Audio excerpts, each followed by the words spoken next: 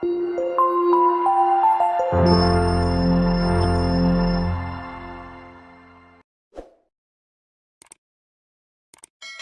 Rabbi Isai, welcome to Tuesday night. First of all, I want to say not sorry, but last week we did not have a shiur. We had a hilulah of Rabbeinu Marchu, and everything is b'asiyat tishmaya. That day, anyway, something happened. I wanted to come to the hilulah, and I had a meeting, and I couldn't go. So everything, HaKadosh Baruch Hu, sometimes we don't know it, but he plays the board game, and we're just pawns. And as we all know, the Marchu was the reason of all the Torah Tasod that we have nowadays is because of the Marchu. And we have to very much thank him, and as much as we praise the Ari was only here for Rabbi Chaim Vital. Okay, you asked a question, right? What was the question? I forgot. About the state of Israel. Oh, your opinion. Israel. My opinion. So my opinion is a bit interesting, I think. To understand my opinion, you have to first understand me a little bit. I grew up in the Olam Yeshiva in two different sects in the Olam Yeshiva. In the Hasidic and in the Litvish. And they both have a different approach for the mindset of the state of Israel. I also grew up in a Sephardi home, so I have the best of all worlds. When I say Hasidish, I don't mean Lubavitch, I mean more Satmar, Vishnitz, and that kind of mindset, which very much opposed the state of Israel. And as I grew up, when you learn the deot in an open mind, when you learn the deot in an open mind, not in a one track. I'll give you an example. I teach in the afternoon in Williamsburg. So in Williamsburg, already the little kids, they chant, "Fui, the state of Israel." They chant, they would do protests and they burn flags. And for me, that's a bit of a brainwash. For me, that's muzar, that's weird. So when these things, all these political things were introduced to me, I was older, and I learned it through different houses of study, and I got different ideas for it. So my conclusion is I think this should be the conclusion of every Jew, really. Not because it's mine, because it's the only one that really makes sense to me. First of all, Ahavat Yisrael, number one. I love every Jew regardless if he holds a flag or if he doesn't hold a flag. It's irrelevant. Am I for the state of Israel? Absolutely not. Am I now going to go burn a Magen David flag? Absolutely not. Me saying I'm against doesn't mean I'm against Jews living in Eretz Israel. I'm against the idea of tzionut. What's tzionut? I'm a real Zionist. I say every day, 3 times a day, Hamachazir Shechinato leTzion. May Hashem bring back the presence of the Shekhinah, meaning His glory, back to Tzion, which is Eretz Israel, which is Yerushalayim. Right? So I'm a real Tzioni. What they did is they took the concept of Tzioni and they made it into a nationality. Meaning it doesn't make a difference if you keep Torah mitzvot, as long as you love the land of Israel and you live there, you're somewhat of a Zionist and you're Jewish. That's not the way it works. If you wear Magen David, you're a Zionist. No, it's not. That has nothing to do with Tzionut. The real authentic Tzionut has nothing to do with it. I oppose it because instead of giving more Torah mitzvot and try to go according to the Chukei Torah, Kochi ve'otzem yadi. That's number one. Would I die for a Jew that's a Zionist in their terminology, in the way they say it? 100%, without even a doubt. Without a doubt, it's not even a question. Because me loving every Jew has nothing to do how he feels or how he believes in certain things. Now, do I feel that this needed to happen? 100%. I think that the reason why in 1967 the establishment of the Jewish state, right? These things needed to happen. Because it can't be Mashiach Tzidkenu is going to come and everything is going to be okay. No. There are stages. There's levels, right? Baby's born, he doesn't go to eat solids. He eats liquids, he eats a small amount. And so on and so forth until he grows into, has bigger teeth and stronger teeth in order for him to become the man that he is, and now he can actually go full force. I think all this needed to happen for us to have kibbutz galuyot and so on and so forth. I think it's a happy time. But I'm giving all the credit to HaKadosh Baruch Hu and not to the people. If that makes sense. I think HaKadosh Baruch Hu wanted us to go there. So he made the whole tumult. What the Jews of the parliament at that time did was sad.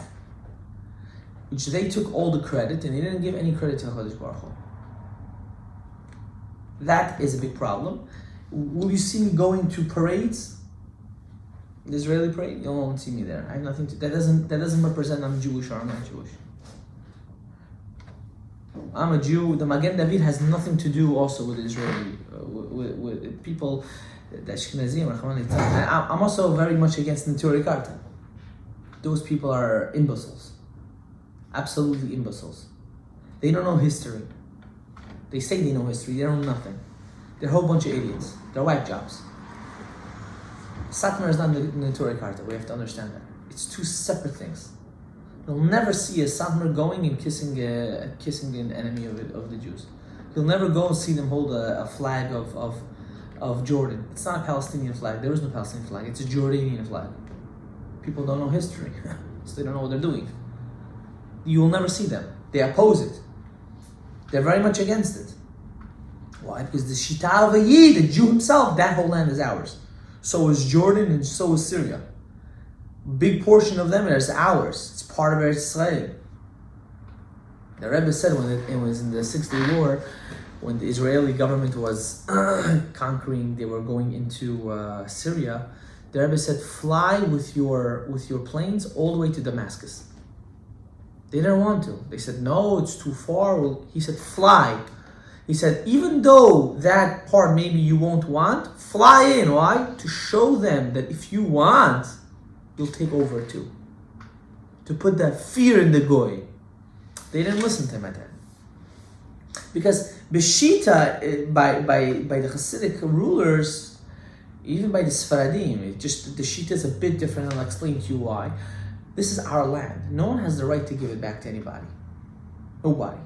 It's ours. It's mine and yours. Even though we live here, it's ours. It's our chelek. No one has the right to go and give back that land to anybody. We're not giving it back. It's ours.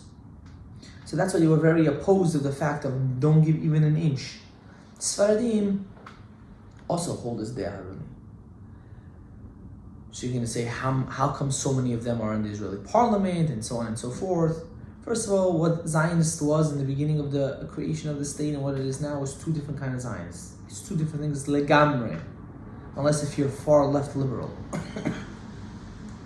That's number one. Number two, the Shita of Sfaradim were, listen, if it's here, we have to do the best out of it. If we can take money for the yeshiva, take money for mikvah, take money for things that are going to go for nonsense, might as well let's take it and help Klal Yisrael.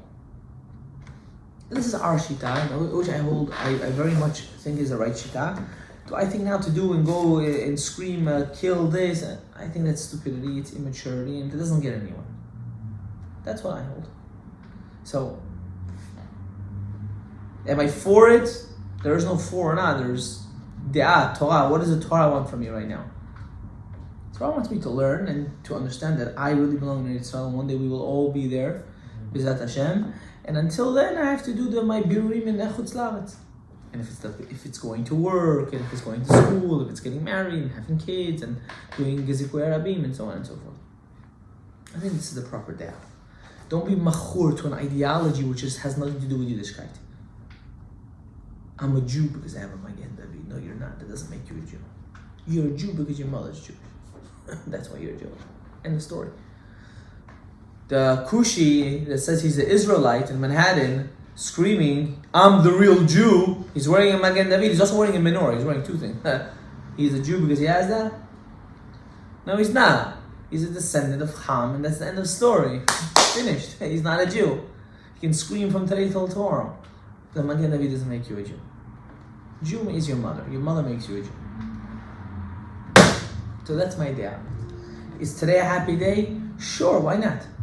It's a happy day not because of the concept of Zionism. It's a happy day because HaKadosh Baruch Hu showed le'enei hagoyim, in the eyes of all beings, that what? I control. And if I say this is the land of thy chosen people, it is the land of my chosen people. And nothing that you will do and the persecution for 2,000 years that you did will ever stop them from going back. And we are in the end of days. It's amazing because who would ever think we would be back there? It's unbelievable. It's such a I go to Israel. I try to go at least once. If I'm lucky, twice, and if I'm super lucky, 3 times a year. If you ask someone that lived even 60 years ago to travel to Eretz Yisrael, like it's going it's faster for me to travel to Eretz Yisrael than for me going to Canada, staying there, driving to Canada, staying there for 2-3 days and coming back. It's easier for me to do that than to go to Canada. Can you imagine? So we have to 100% thank Kodesh Baruch Hu, and this idea we can't go to the Kotel like some people say, Kever Rachel, because Zion, you go there, the Shekhinah is there. End of story. When you bring in politics, he's here? Who? Yoshua. Oh, he's on vacation. It's on vacation. Yeah. He works so hard, he has to take a day off. I mean, a week off. So why is he living then? You take off when you die. If you're not dead, there's no reason to take off. For the kaif, 1 week off. Kaif is ta'avot. Ta'avot is isur doraita. Really? So let's assume that he's doing Zikur Harabim there. Kavzachud. I'm not saying Kavzachud. It has nothing to do with Kavzachud. This is the idioticness of Balei Tshuvas. They throw every little thing that you say, Kavzachud, this, that, Lashon Hara. Calm down, relax yourself, everybody. It has nothing to do with Kavzachud. Absolutely not. I'm saying most probably we think he went on vacation. He's really doing something else. No, he actually went on vacation. I'm telling you, mate. That's what you think. He actually booked the flight. He showed me a video. You're not listening. Of course he booked it for. Who's going to book it for him? Of course he booked it. But we assume that he didn't go for vacation because the truth is, wherever a Jew goes, really, that means that's what he was called to. There's something for him to do over there. If it's to make a beracha, make a kiddush Hashem, do something there. So we think it's a vacation. It's really not a vacation. Why is it not a vacation? Because HaKadosh Baruch Hu put you there for a reason. Now, if you say HaKadosh Baruch Hu put me here, so I'm going to now indulge in ta'avot, that's where the fault is. But if you say I'm here and it's nice to be here, and I thank Hashem for such a beautiful place that I am, I'm going to do berachot, I'm going to help people. It becomes what? You turned it into a davar bekedu shah. And that's what I want to get into today. This is a big problem we have. We're not down to earth even. We're either totally right or totally left, which is a very big mistake. We have this idea, this notion, this thought process that we can't be normal. What's normal? I'll tell you what's normal. Normal is going by the guidelines of the Torah. The Torah doesn't say you can't go to the other side of the world to relax. There are big rabbis, admorim, that go 2-3 times a year on vacation. They do it because they need rest, because they're always working with people, whatever the case is. But this concept is not far-fetched. It's not. There's no problem spending time with family. There's no problem with having a barbecue with your family. There's no problem. We think if you in your certain level of religion, you have to be what's called fanatic. And fanatic is I don't even know what it is. To each one it's different. That's not Torah mitzvot. That's a cult. Being fanatic is living in a cult. We're not here in this world to live a fake life. We're here to have a tiferet, as the Pirkei Avot says. What's a tiferet? Is a beauty. When you make a Kiddush Hashem on this earth, that's why we live. We don't live for indulgence. We live to bring down the glory of HaKadosh Baruch Hu. This week's parasha talks about something very interesting. It talks about the dinim of Tumah v'Tahara. Tumah v'Tahara makes no sense. Logically, it doesn't make any sense. Purity and impurity. If there's a dead body right now in this room, we're all tameh. Why? Just being in the room? Yeah. Why? It doesn't really make sense. I can tell you why, because it's closed, there's no avir, but I can tell you whole chidushim. But logically, al pi teva, al pi logic, it doesn't make sense. It doesn't make sense why in the morning I have to wash my hands like a Asher. Well, it's still not idioni. It doesn't. Actually, it kind of does make sense. Can I say why? Why? Because like, you know how they say where people you surround yourself with, that's what you know, they have an influence on you. So if you're with bad people, eventually you can get to that point where you're bad. If you're with good people, you can get to the point where so do you wash your hands after every time you meet someone? I'm saying with a dead body. I'm saying if you're close to something that's tameh, you maybe, it comes onto you in a way. No, that's called grandma superstition.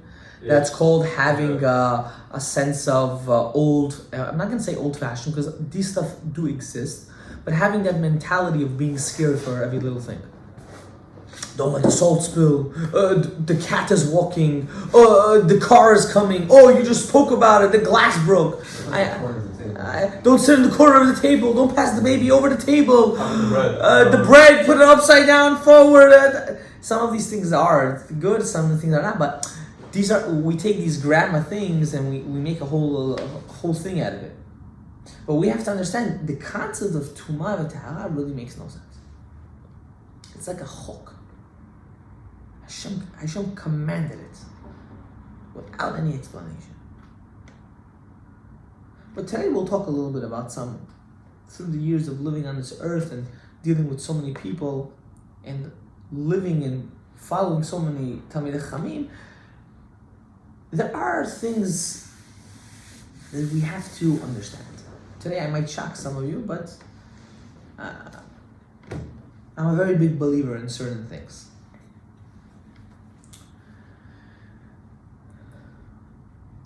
There are certain frequencies in the air that we can't see. It's proven scientifically. There are certain kochot that exist that we can't feel. These things that we can't feel or we can't see, even though they're there, doesn't mean they don't exist. It means the koach of your enaim can only see a certain frequency. It's like a radio.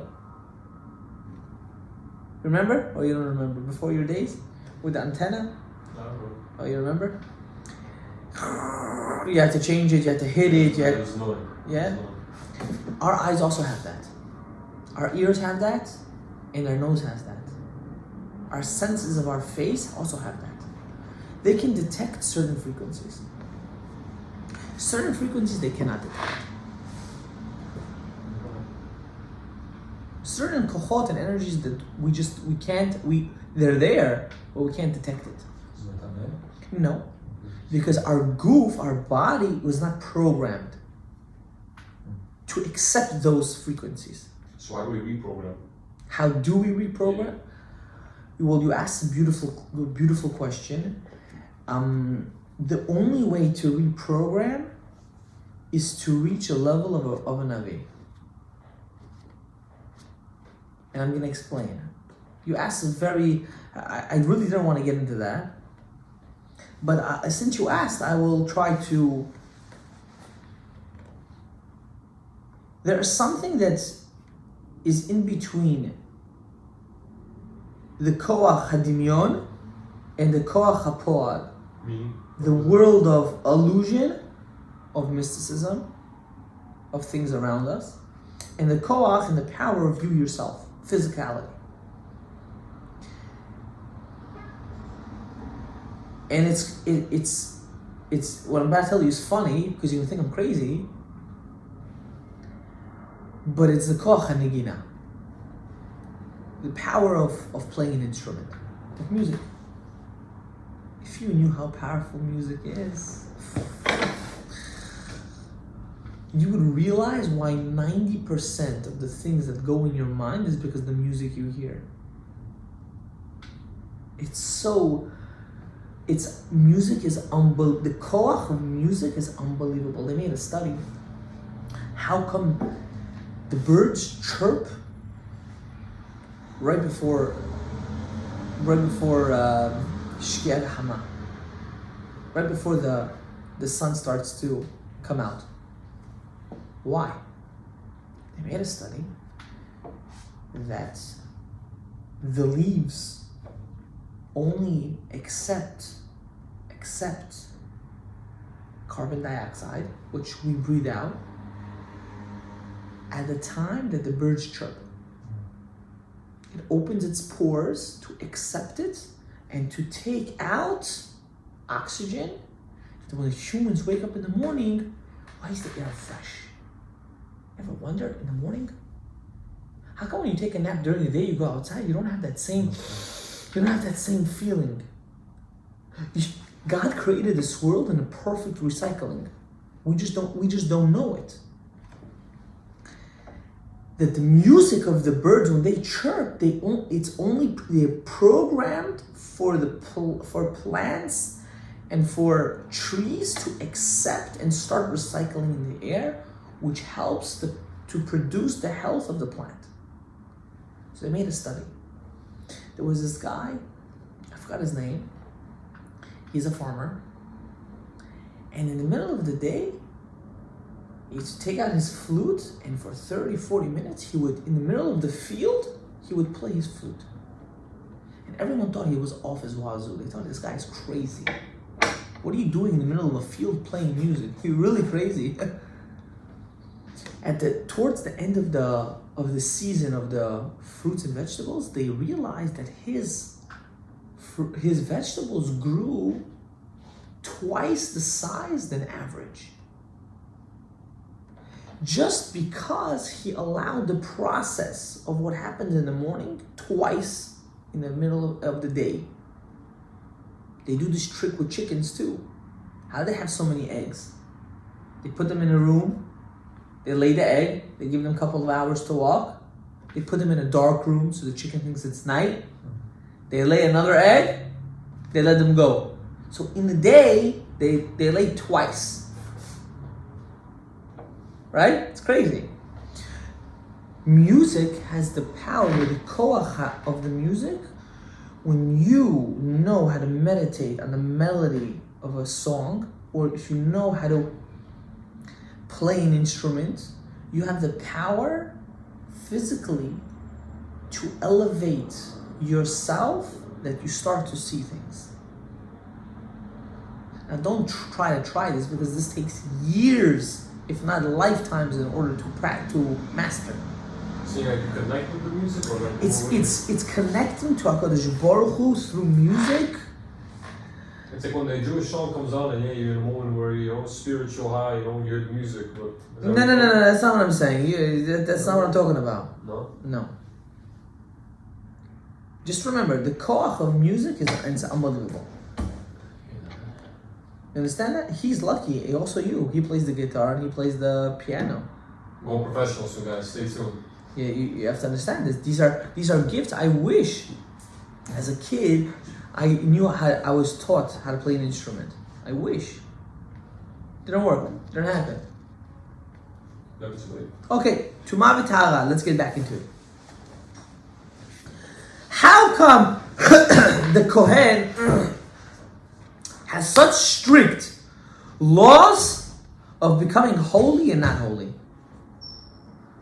The Kohen, more than everybody, to the degree that he only can become Tameh to 6 people. father, mother, brother, sister that was not married, son and daughter. Those are the only people that you become tameh to. It's amazing. How about everybody else? And a met mitzvah. Kohen gadol v'psheh cannot become tameh unless for a met mitzvah. Met mitzvah is if you see someone dead on the road and no one's there, you have a mitzvah to bury him. If you ever travel in Sfat, you see tombs in the middle of the road because they used to bury people in the middle of the road. This is very important because a Kohen, what's the Kohen's job? Huh? What does the Kohen do? He's a worker. His koach, his power, is to take something lofty, something godly, and something physical and to put it together. Someone that has such a responsibility cannot become tameh. Because if he becomes tameh, what happens? The action then that what he does is a big problem. It becomes blemished. How about us? Huh? You know? How about us? So here's something that I was dwelling in the poskim. You know, when you want to dwell in poskim, you just have to open up a Yabiya Omer.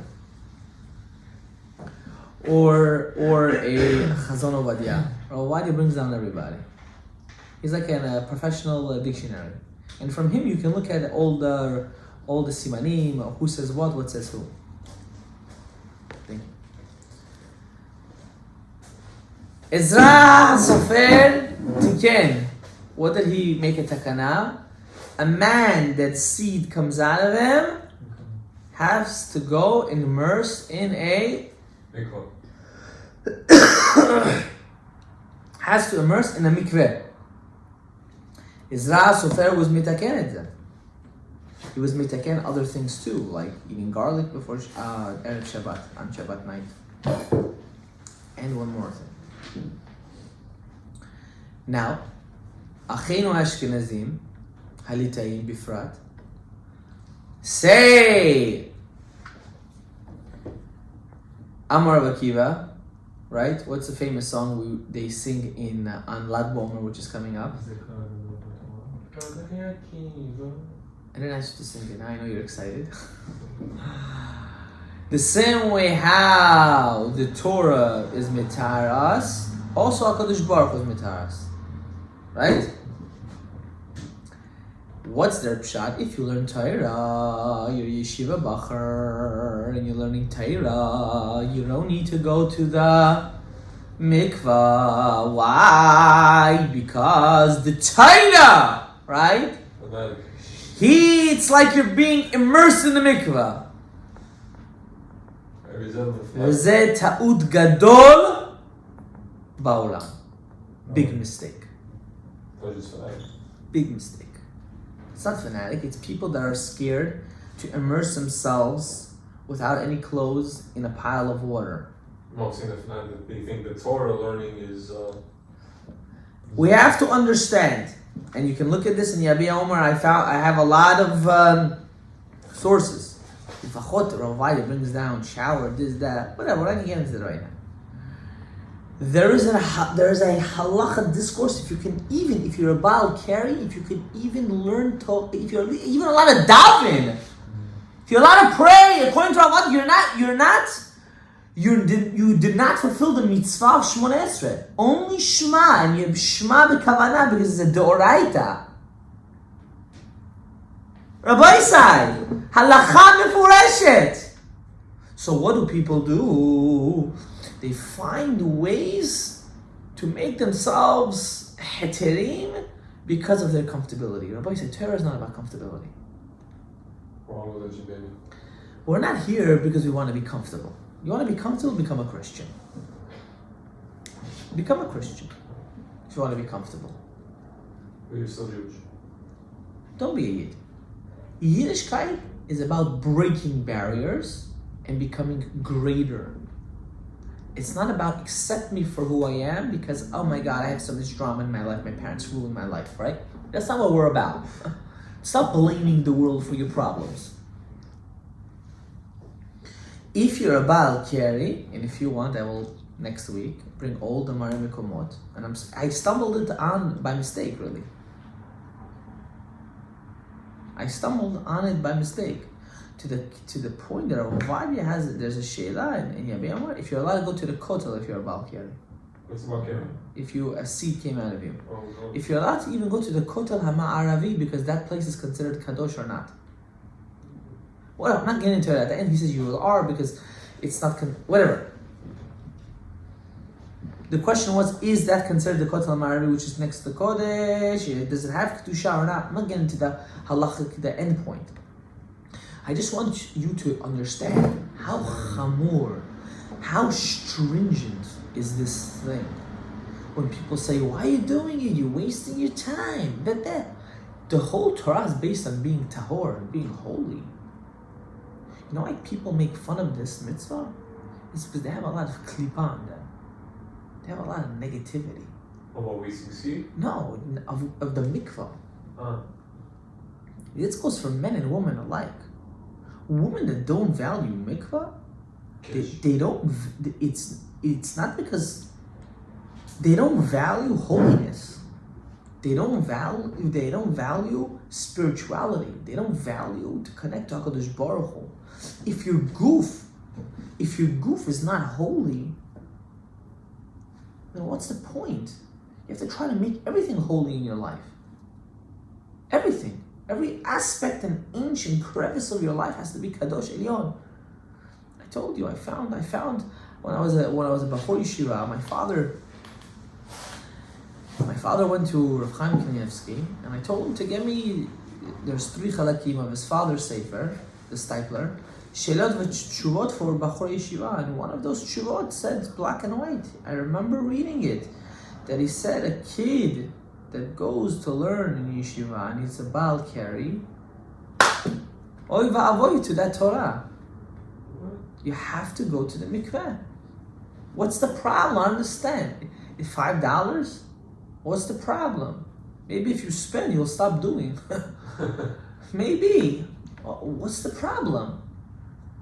I'm not telling you now that if you chas shalom fall in the sin, you're supposed to kill yourself. No, we're not in we're not in that scholarly teaching method either. I don't believe in that. People used to do that? People used to go crazy. People still go crazy. You fell, fighter. Next day, next hour, next minute, you do teshuvah, you continue.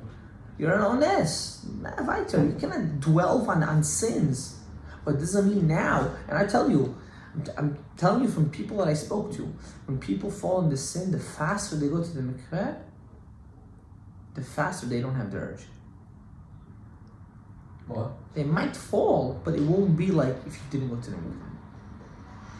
There's a certain mental feeling of, I'm a tameh, I'm a follower, who cares? When you go to the mikveh, when you get clean, you think twice already, like, wow, I'm clean. You feel different. If the mikveh here bothers you, go to a different mikveh. Well, what's the big deal? You know what I mean? What's the problem? But a person should always try to be b'tahara. And I tell you why this is important. You have to understand, you attract the environment. The person you are is the environment you attract. If your goof becomes kadosh, you'll start to attract positivity around you. If your goof is not kadosh, you start to attract things that are impure. The Ben Ish Chai would not even eat from a woman that was benida. If a woman was a nida, he would not eat the food that she cooked. Do you hear what I'm telling you? That's mind-boggling. No. Besides that, he always used to eat betara. Food he didn't let to be cooked in his house if the woman was benida. I'm not telling you to do that. But I'm telling you what you should inspire to be. You should inspire to be in that level and that point that you only want Kedusha. You only want holiness. You won't want it unless you start desiring it. Unless you make your body physically kadosh. We're in the Yemei HaSefirah, we're what? Netzach Shebechesed. Yesterday was the 21st day of the Omer, which was 2 weeks. Netzach Shebechesed. What is Netzach? To be victorious. To be victorious. Chesed is kindness. In order to be today's avodah is in a sense of victorious, but not because I'm victorious. Because HaKadosh Baruch Hu made me victorious. I'm gonna overcome my Yitzhara. I'm gonna overcome my shtuyot. I'm gonna overcome doing an Avera tonight. I'm gonna overcome all this thing. I'm gonna work on my midot. I'm gonna work on every single act. People always tell me, should I do this? You can go into fire and survive on condition that you physically prepare yourself for it. You can't say I only have to stay in the walls of the Beit Midrash. It's a nice illusion.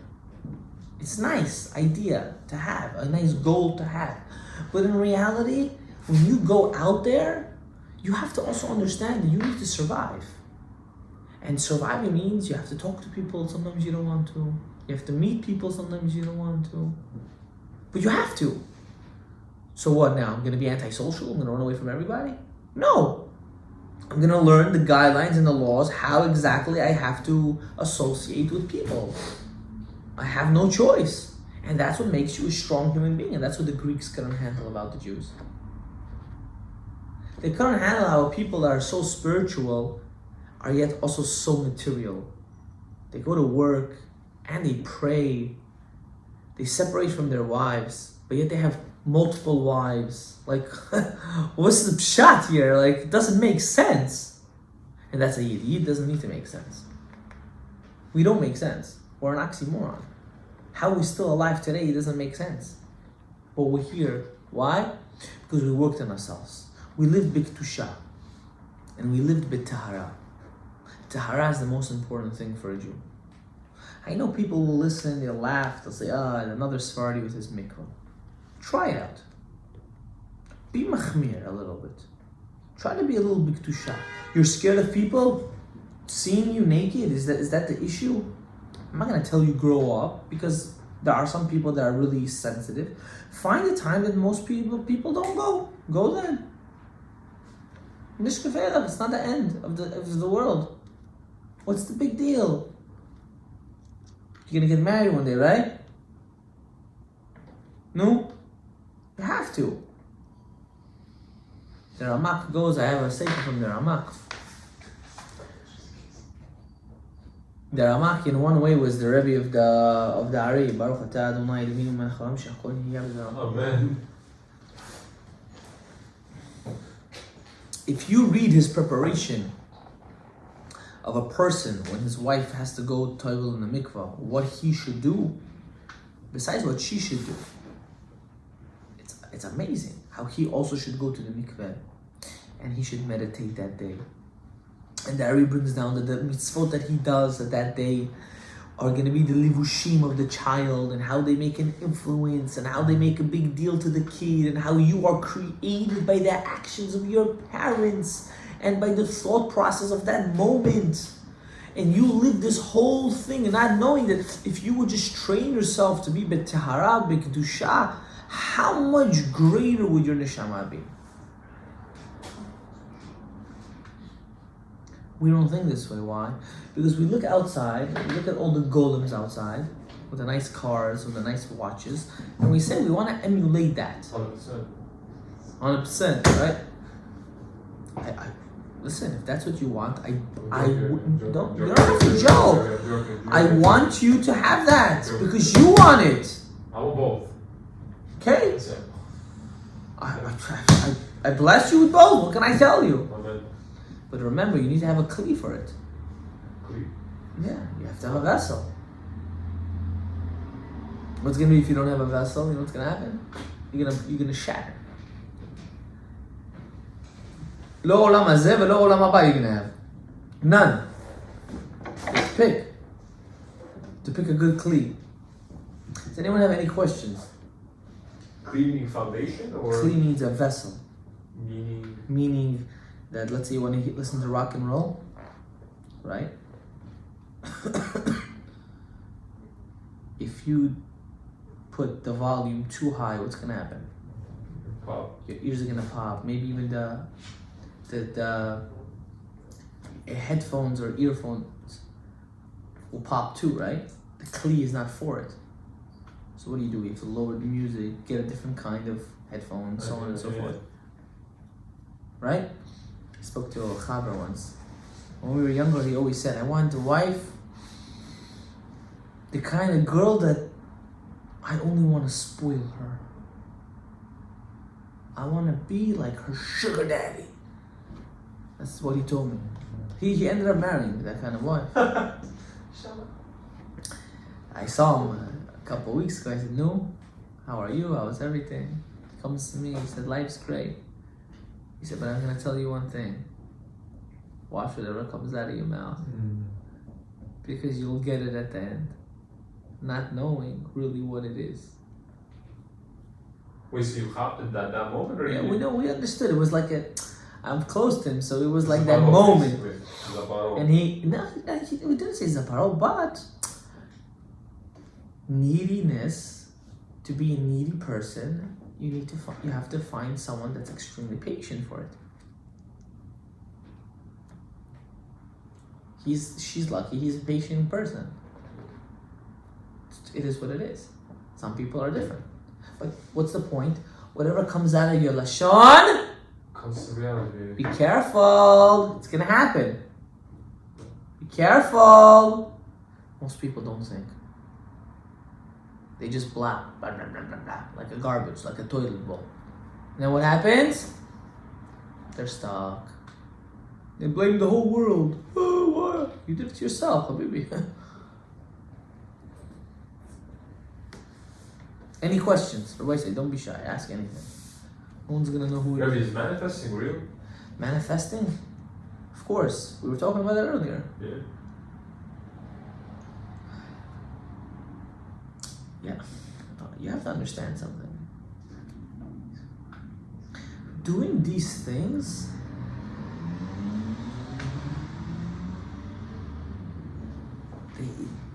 they're very odd. If someone talks about it too much, you should stay you have to stay back a little bit from these kind of people. What do you mean? People that meditate and people that are energetic. And you want it? Exactly. The people that really know don't talk about it. They keep it to themselves. They do what they gotta do. They have whatever they need to have. Because these things is not really for everybody. They're not. It's really not. This whole world is manifesting on different things. You attract what you start to create in your brain, how you are as a person. It's all manifestation. You with me? You're not. Oh, 100% with me. I'm just thinking of examples, how it relates out. So saying to a person, he says, I want to reach certain levels of spirituality. How are you manifesting that to happen in reality? What are you doing? Now, everyone can do different things, but what's the proper way? There are Sfarim that talk about these things. But in codes, you have to know how to crack the code. And it's something that I will not suggest you to do. Because until you don't master your emotions, you can't do these kind of things. Master in a sense of, even if, let's say, you still have bad midot, but you know how to control it extremely fast. Because what happens, you start to learn these things,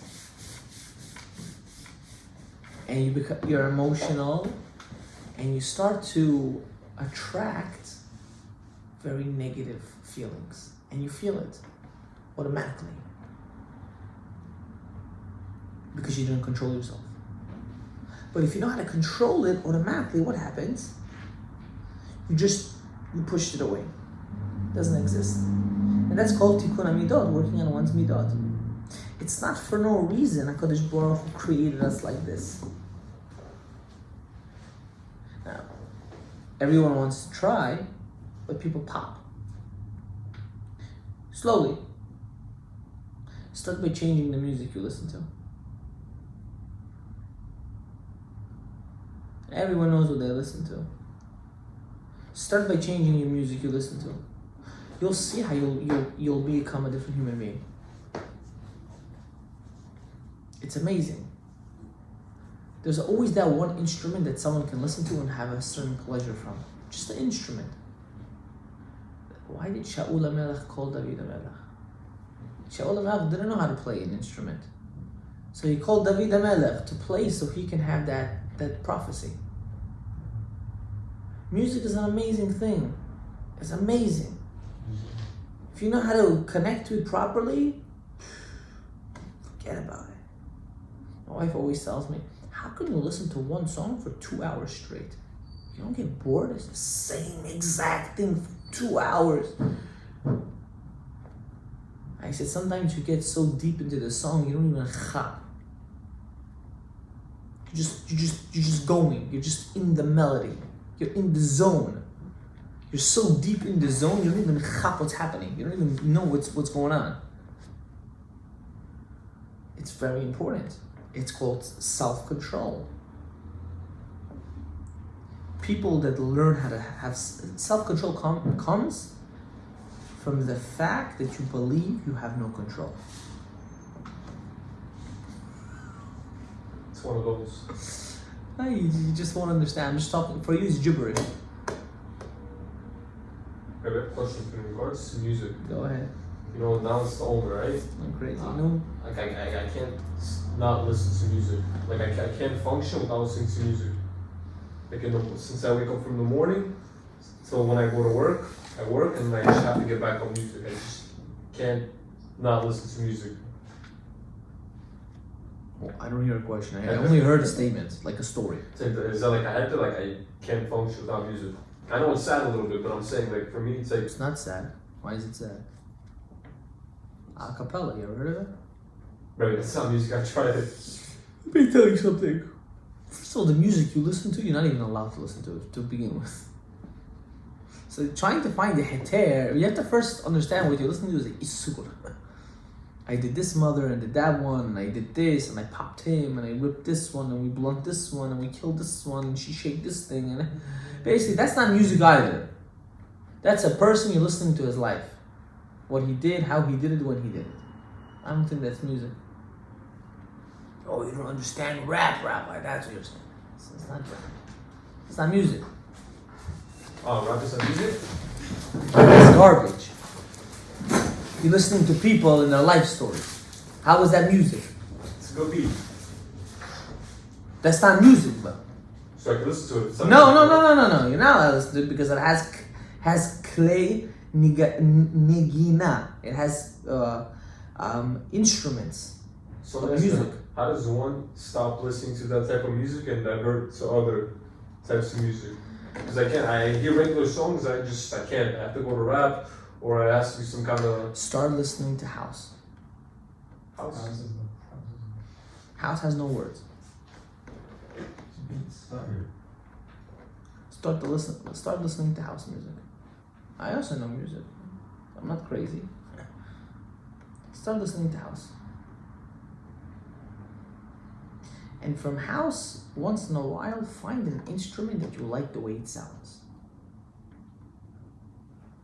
Just find. There's a whole bunch of instruments. Find one that you really like. Just an instrument. And just go online, put it on, solo, just that instrument, and just listen to it. No, it's nice to listen to like. I never asked you what it's nice. You asked me a question, and now you're trying to get out of it because you don't want to work hard. Because you want to hear how that Kushi did this one's mother and that one's father. That's why. Because why? When you listen to that music, you build a story in your head. You start to live it too. You start to reminisce on all you try. You put yourself in that picture. I know how it works. You think we're just cavemen? We're not cavemen. That's the koach of music. Music gives the koach of dimyon, of imagination. When you listen to music of kedusha, you start to have a dimyon of positive things. When you start to listen to the music of tuma, you start to have a negative vibe. Why? Because the music plays with the koach dimyon, and the koach dimyon plays with the koach haguf, and then it becomes physical. Isn't it crazy? You ever heard the podcast? You know what Kobe used to listen to before playing basketball game? Look it up. It's gonna scare you. Halloween songs. You know those scary songs? Those like those death songs? You know why? He said because on the court there was no fear. I wouldn't mind tackling down anyone. Because that music was playing in his brain the whole time. That was scary. Maaseh Satan music. Koach Hanigina is very powerful. You stop by taking out the words. Listen to house. From house, move. I'm not telling you to listen to classical music right now unless a guy with a like that and you're like, wow, I love it. Who are we lying to? You're not gonna... You have to find things that get to you. Even house is not so good because the way they make the music is with is a very tumadik energy, right? Better. I had a student that used to make music. I used to always tell him, sing good things and send it to me. I used to listen to it. It was whack, but I still listen to it anyways. I'm not gonna lie to you. You probably told him too, though. You know what I mean? No, I never told him it was bad. I said, wow, this is amazing. Okay, whatever. I liked it. I liked it because it was, at least I knew he was putting koach kedusha in it. There are certain singers, even by Jewish singers, you listen to their music, you feel a sense of kedusha. Certain singers, achlot. Why? The koach they put in the music plays a difference. Just what it is. Our friends. Any other questions? Boys, I ask. People online want to know questions. No other questions? Pretty quiet this whole year. He's usually quiet. Huh? Nothing? You? None of you guys? Okay. What do I say? Have a good night. See you next Tuesday.